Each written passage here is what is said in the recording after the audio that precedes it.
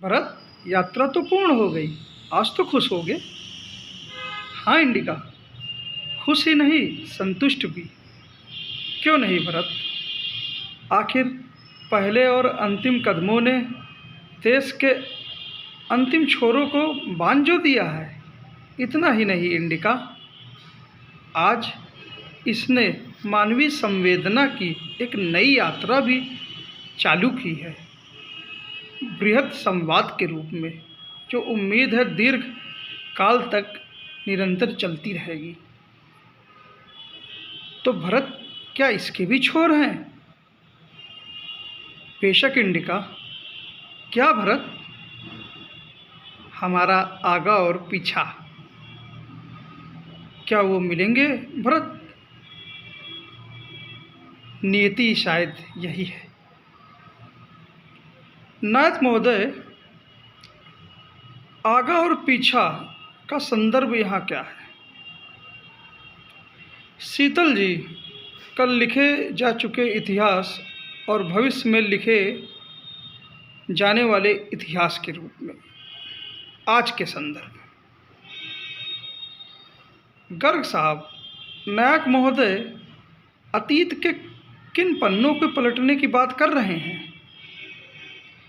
शीतल जी, इतिहास या अतीत टकराव नफरत के अनगिनत पन्नों से भरा है, पर उसमें कुछ मोहब्बत के उत्कृष्ट पन्ने भी हैं, मानवीय संवेदना के रूप में।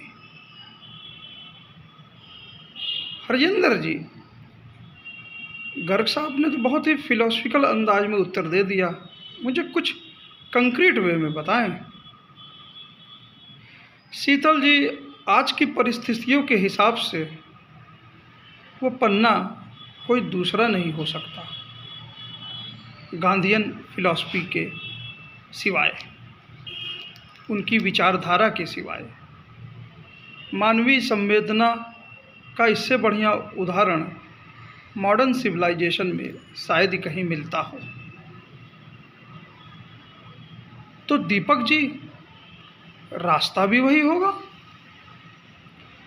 शीतल जी, रास्ता भी उतना कठिन ही है, क्योंकि उस दौर में भी टकराव, नफरत, असमानता, शोषण के कांटे पग में फैले थे पथ में। आज भी वही स्थिति है। तो स्ट्रेटजी क्या है? इसके विषय में आप टाइगर से पूछ लीजिए। शीतल जी, काल का खंड कुछ भी हो, इतिहास की पुनरावृत्ति होती है, और इन परिस्थितियों में जैसा आज का दौर है और जो गांधी का दौर है,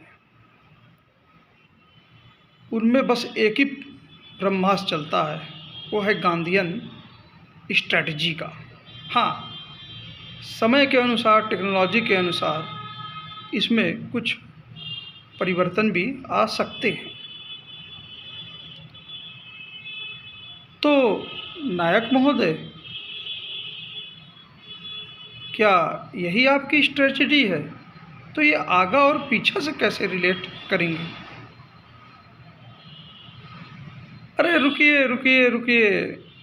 हाँ गर्ग साहब, कुछ बोलना चाह रहे हैं?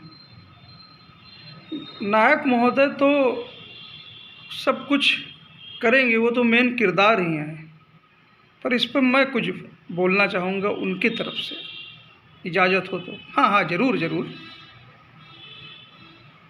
पीछा का एक उदाहरण जो अभी आगा बन के आया गांधीयन स्ट्रेटजी का, वह थी यात्रा। आगे के जो पीछा आएंगे हमारे आगा बन के, वो हैं आंदोलन दर आंदोलन। पर इन सब को ग्लू कौन करेगा? मैं ये प्रश्न का उत्तर स्वयं नायक जी से सुनना चाहता हूँ। गर्ग साहब, ग्लू का काम तो बस एक ही चीज़ कर सकती है, वह है मानवीय संवेदना, उसके संवाद का कंस्ट्रक्टिव वर्क। गंगा जमुनी की जो तहजीब है, उसके जरिए उसमें स्वयं को शून्य में फना कर देना। उम्मीद है दोस्तों, भारत जोड़ो यात्रा का यह अंतिम एपिसोड आप लोगों को पसंद आया होगा।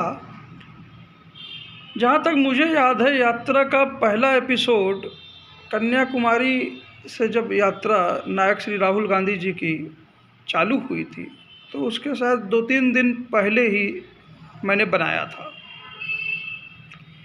यात्रा से सभी लोगों ने कुछ ना कुछ सीखा होगा, और स्वयं नायक ने जैसा कि अपने अंतिम भाषण में बताया और घुटने का जो जिक्र किया कि कोई भी यात्रा जब तक दर्द नहीं होता उसमें, तो वो पूर्ण नहीं होती, और जब वो पूर्ण हो जाती है तो एक बहुत ही सुखद एहसास भी होता है।